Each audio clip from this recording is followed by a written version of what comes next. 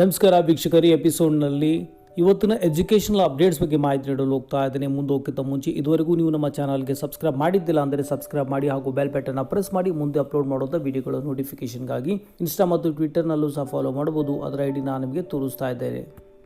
ಮೊದಲನೇ update SSLC ಪರೀಕ್ಷೆಯ ಫಲಿತಾಂಶಕ್ಕೆ ಸಂಬಂಧಪಟ್ಟಿತ್ತು.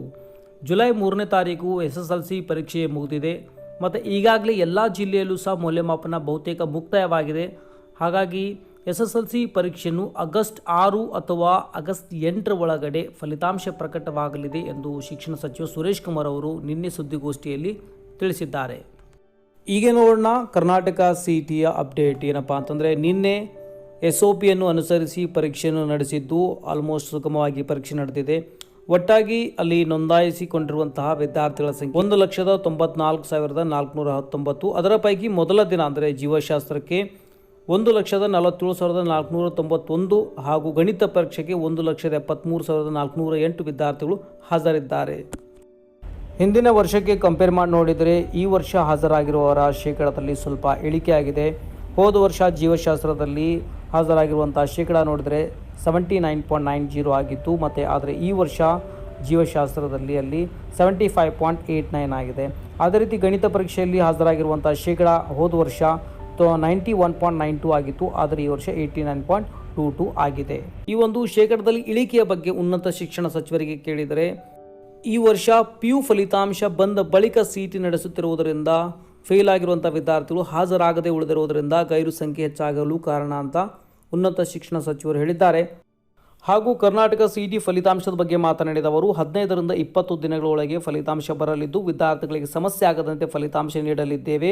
ಮತ್ತು ಕರ್ನಾಟಕ ಎಕ್ಸಾಮಿನೇಷನ್ ಅಥಾರಿಟಿ ನಡೆಸುವಂಥ ಕೌನ್ಸಿಲಿಂಗ್ ಎಲ್ಲ ಪ್ರಕ್ರಿಯೆಗಳು ಈ ವರ್ಷ ಆನ್ಲೈನ್ ನಡೆಯಲಿವೆ ಅಂತ ಹೇಳಿದ್ದಾರೆ. ಅಂದರೆ ಡಾಕ್ಯುಮೆಂಟ್ ವೆರಿಫಿಕೇಷನ್ ಸಹ ಆನ್ಲೈನ್ ನಡೆಸಲಿದ್ದಾರೆ ಅಂತ ಹೇಳಿದ್ದಾರೆ. ಆದರೆ ಇಲ್ಲಿ ಸಮಸ್ಯೆ ಏನು ಅಂತಂದರೆ, 15ರಿಂದ 20 ದಿನಗಳ ಒಳಗಡೆ ಒಂದು ವೇಳೆ ಫಲಿತಾಂಶ ಬರುತ್ತೆ ಅಂತಾದರೆ ಫಾರ್ಮಾ ಸೈನ್ಸ್ ಬಗ್ಗೆ ಯಾವುದೇ ರೀತಿಯಲ್ಲಿ ಇದುವರೆಗೂ ನೋಟಿಫಿಕೇಷನ್ ಬಂದಿಲ್ಲ. ಅದರ ಬಗ್ಗೆ ಪ್ರಾಕ್ಟಿಕಲ್ ಎಕ್ಸಾಮ್ ನಡಿಬೇಕಾಗತ್ತೆ. ಅದಾದ ನಂತರ ವೆಟರ್ನರಿ ರ್ಯಾಂಕಿಂಗ್ನ ಕೊಡ್ಬೋದು, ಅದಾದ ನಂತರ ಅಗ್ರಿ ಪ್ರಾಕ್ಟಿಕಲ್ ರ್ಯಾಂಕಿಂಗ್ನ ಕೊಡ್ಬೋದು. 15ರಿಂದ 20 ದಿನಗಳ ಒಳಗಡೆನೇ ಅವರು ಅಂದರೆ ಭಾಳ ಬೇಗನೆ ನೋಟಿಫಿಕೇಷನ್ ಬಿಟ್ಟು ಮತ್ತು ಪ್ರಾಯೋಗಿಕ ಪರೀಕ್ಷೆಯನ್ನು ನಡೆಸಬೇಕಾಗತ್ತೆ. ಅಂದಾಗಲೇ ಕರ್ನಾಟಕ CET ಪರೀಕ್ಷೆಯ ಫಲಿತಾಂಶವನ್ನು ಅಲ್ಲಿ ಪರ್ಫೆಕ್ಟಾಗಿ ಬಿಡ್ಬೋದು. ಇಲ್ಲಪ್ಪ ಅಂತಂದರೆ ಪ್ರಾಯೋಗಿಕ ಪರೀಕ್ಷೆಯನ್ನು ಹೊರತುಪಡಿಸಿ ಅಲ್ಲಿ ಫಲಿತಾಂಶವನ್ನು ಬಿಡಬೇಕಾಗುತ್ತೆ. ನೋಡೋಣ, ಭಾಳ ಬೇಗನೆ ನೋಟಿಫಿಕೇಷನ್ ಬಿಡುವಂತಹ ಸಾಧ್ಯತೆ ಇದೆ ಅಂತ ನಮ್ಮ ಅನಿಸಿಕೆ ಇದೆ.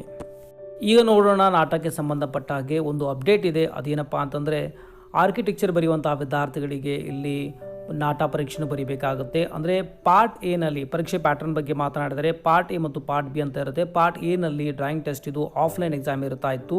ಹಾಗೂ ಪಾರ್ಟ್ B ಅಂದರೆ ಟೆಸ್ಟ್ ಆನ್ ಸೈಂಟಿಫಿಕ್ ಎಬಿಲಿಟಿ ಮತ್ತು ಜನರಲ್ ಅಪ್ಟಿಟ್ಯೂಡ್ ಮೇಲೆ ಕೇಳಲಾಗ್ತಾ ಇತ್ತು. ಇದು ಆನ್ಲೈನ್ ಎಕ್ಸಾಮ್ ಇರ್ತಾ ಇತ್ತು. ಆದರೆ ಈಗ ಒಂದು ಕೋವಿಡ್ ಸಿಚುವೇಷನಲ್ಲಿ ಆಫ್ಲೈನ್ ಎಕ್ಸಾಮ್ ಬೇಡ ಅಂತ ಹೇಳಿ ಪಾರ್ಟ್ A ಅಂದರೆ ಡ್ರಾಯಿಂಗ್ ಟೆಸ್ಟನ್ನು ಸಹ ಅಲ್ಲಿ ಆನ್ಲೈನ್ ಮಾಡಿದ್ದಾರೆ. ಅಂದರೆ ನಿಮಗೆ ಈ ವರ್ಷ ಮಾತ್ರ ಇದು ಅಪ್ಲಿಕೇಬಲ್ ಇದೆ. ಡ್ರಾಯಿಂಗ್ ಟೆಸ್ಟ್ ನಿಮಗೆ ಆಫ್ಲೈನ್ ಇರುವುದಿಲ್ಲ. ಅಂದರೆ ಡ್ರಾಯಿಂಗ್ಗೆ ಸಂಬಂಧಪಟ್ಟ ಹಾಗೆ ನಿಮಗೆ ಅಲ್ಲಿ MCQsನ ನಿಮಗೆ ಕೇಳ್ತಾರೆ. ಅದು 2D ಮತ್ತು 3Dಗೆ ಸಂಬಂಧಪಟ್ಟ ಇಮೇಜಸ್ ಆಗಿರ್ಬೋದು, ಅಥವಾ ಕಲರಿಂಗ್ ರಿಲೇಟೆಡ್ ಆಗಿರ್ಬೋದು, ಮತ್ತು ಆಮೇಲೆ ಅಲ್ಲಿ ಜಿಯೋಮೆಟ್ರಿಕಲ್ ಶೇಪ್ಸ್ ಬಗ್ಗೆ ಆಗಿರ್ಬೋದು.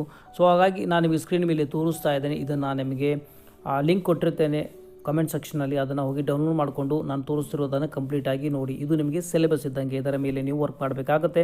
ಸೊ MCQs ರಿಲೇಟೆಡ್ ನಿಮಗೆ ಇರುತ್ತೆ. ಡ್ರಾಯಿಂಗ್ ಟೆಸ್ಟ್ ಇಲ್ಲ, ಆಫ್ಲೈನ್ ಇರೋದಿಲ್ಲ. ಮತ್ತು ಪರೀಕ್ಷೆ ಯಾವಾಗ ಕಂಡಕ್ಟ್ ಆಗುತ್ತೆ ಅನ್ನೋದ್ರ ಬಗ್ಗೆ ಸ್ಟೂಡೆಂಟ್ಸ್ ನನಗೆ ಕೇಳ್ತಾ ಇದ್ರು.